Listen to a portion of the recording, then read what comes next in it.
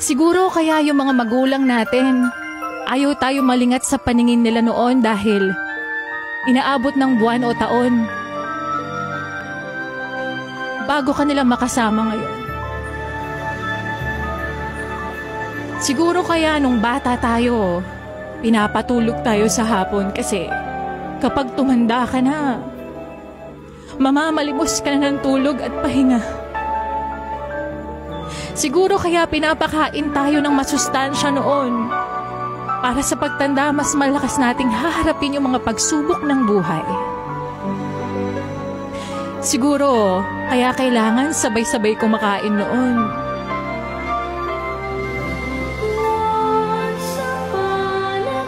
Kasi darating pala yung araw na mag-isa ka na lang kakain ngayon.